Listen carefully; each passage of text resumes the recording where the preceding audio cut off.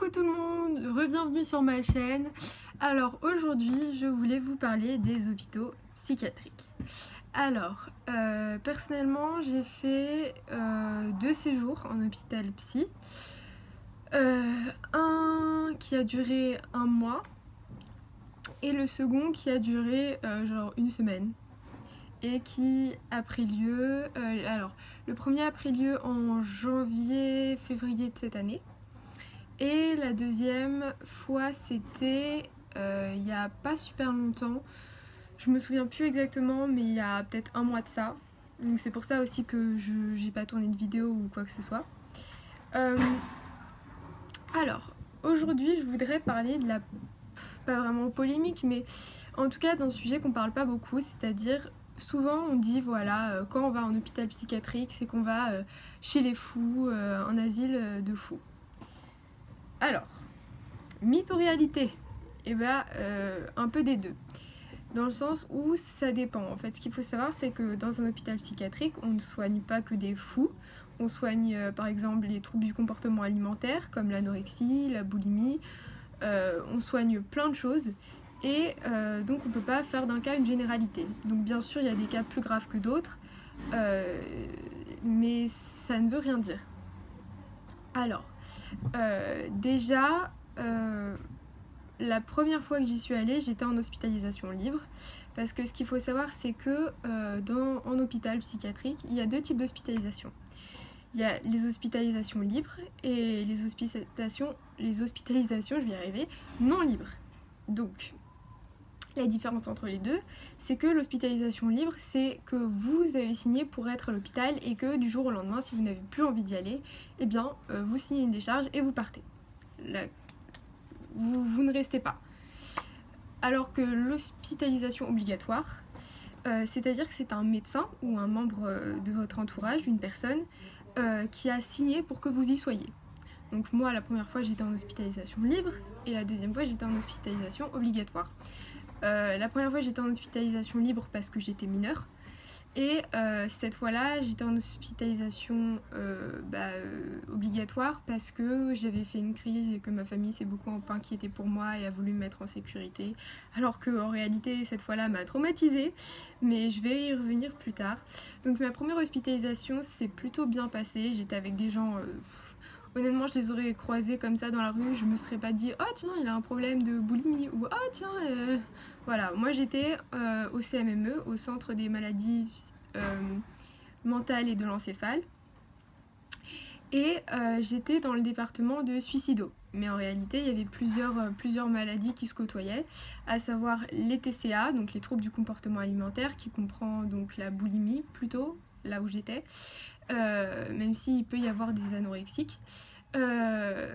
Ensuite, il y avait les suicidos, donc les personnes à tendance suicidaire, et après il y avait addicto, donc tous les comportements addictifs, c'est-à-dire la cocaïne, l'alcool, plein de choses. Donc voilà, et honnêtement, il y a plein de personnes que j'aurais pu croiser dans la rue, jamais je me serais douté qu'ils avaient le moindre problème. Donc ça ne veut rien dire, c'est pas des gens qui vont être fous, non, pas du tout. Pas du tout, c'est des gens 100% normaux, le personnel était adorable, les médecins étaient adorables, donc honnêtement j'en ai gardé un plutôt bon souvenir, même si au bout d'un moment l'enfermement c'était très compliqué, parce que ce qu'il faut savoir c'est que on est dans une sorte de couloir en fait avec des chambres et on ne peut pas en sortir, ou alors il faut être en cadre ouvert, donc le cadre fermé c'est on ne sort pas, et cadre ouvert c'est on peut sortir mais dans l'enceinte de l'hôpital, ou alors en tout cas dans un périmètre restreint et défini. Alors que quand on sort à l'extérieur, ça s'appelle une permission. Mais ça, je vais y revenir plus tard. Donc, ma première hospitalisation s'est bien passée. J'étais en suicido, en cadre ouvert. Donc ça, c'était super cool. Parce qu'au début, on est en cadre fermé généralement, jusqu'à temps qu'on ait un diagnostic, qu'on soit évalué par les médecins. Et donc voilà, moi j'étais au début en cadre fermé. Donc ça veut dire que la seule sortie que j'avais, c'était dans une terrasse grillagée. Donc ça fait un peu prison. Mais voilà, c'est vraiment, ça dure pas longtemps, c'est qu'un temps. Ensuite, on peut descendre en bas et se balader. Il y a des plages horaires où on peut sortir. Donc le matin, je me souviens, c'était 15 minutes le matin, puis 15 minutes le midi, puis presque tout l'après-midi et 15 minutes le soir. Donc ça c'était pour cadre ouvert, et pour cadre fermé c'était 15 minutes matin, midi et soir pour la terrasse. Donc voilà, donc ma première hospitalisation s'est bien passée, je voyais à la fois des psychiatres et des psychologues, et voilà, et on m'a juste diagnostiqué dépression.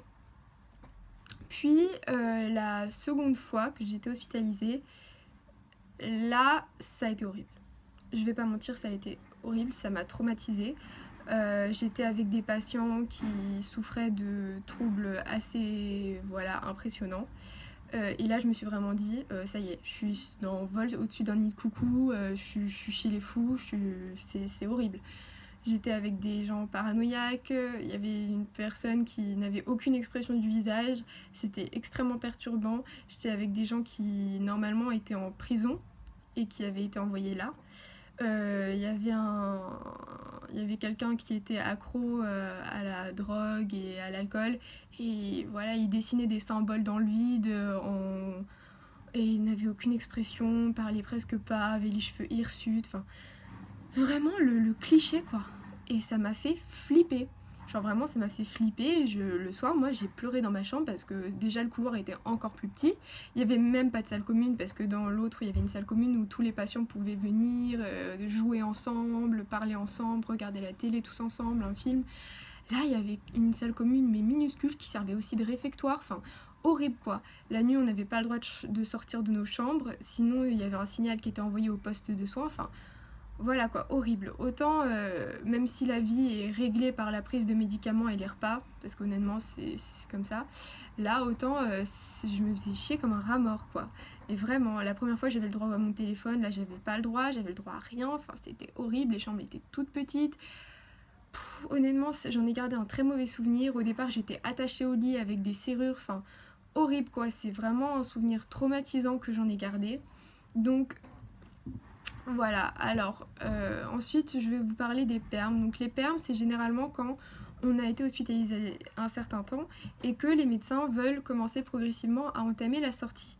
Donc la permission, c'est-à-dire que c'est une plage horaire, ça peut être une après-midi, ça peut être une nuit, ça peut être un jour, une nuit et un jour, enfin ça dépend. En tout cas on définit un horaire. Donc vous partez tel jour à telle heure, vous revenez tel jour à telle heure. Et ensuite on a un entretien, on voit comment ça s'est passé. Si ça s'est bien passé, il y aura plus de permes et ensuite il y aura une sortie. Si ça s'est mal passé, on recule la sortie. Donc voilà, pour répondre à la question est-ce que envoyer quelqu'un en hôpital psychiatrique c'est bien ou non? Alors, oui et non. Oui si c'est un cadre ouvert et une hospitalisation libre. Non si c'est une hospitalisation obligatoire, parce que généralement on est avec des cas assez sévères. Moi j'étais dans le secteur 15. Honnêtement c'était pas beau à voir. Honnêtement c'était pas beau à voir. Il y avait des gens qui hurlaient, des gens qui... Oh c'était horrible. J'en garde un très très très mauvais souvenir. Et le problème des hôpitaux c'est qu'on ne peut pas pleurer, parce que si on pleure et tout de suite les médecins ne veulent pas nous laisser sortir en fait, parce qu'ils estiment qu'on n'est pas prêt. Du coup, pour sortir plus tôt, faut pas pleurer, faut pas... Enfin, c'est très compliqué. Moi, je sais que j'ai traumatisé et je pouvais pas pleurer alors que je venais de perdre mon animal. D'ailleurs, peut-être que je vous posterai une vidéo que j'avais commencé à filmer mais que j'avais dû interrompre en plein milieu parce que tout le monde me dérangeait. Mais que je posterai peut-être en hommage, entre guillemets, à mon animal que j'ai perdu.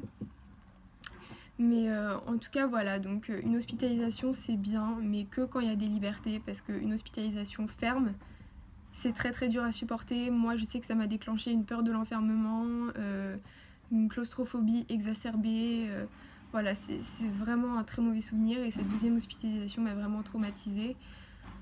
Donc honnêtement voilà, l'hôpital psychiatrique n'est pas un asile de fous, mais c'est vrai qu'on peut voir des choses qui peuvent nous traumatiser selon le cadre dans lequel on est et selon les hôpitaux. Donc voilà, moi je sais que la deuxième fois le personnel n'était pas génial, pas très à l'écoute, très froid, et j'ai eu beaucoup de mal avec ça parce que voilà, après je vais vous parler dans une autre vidéo du deuxième diagnostic que j'ai eu.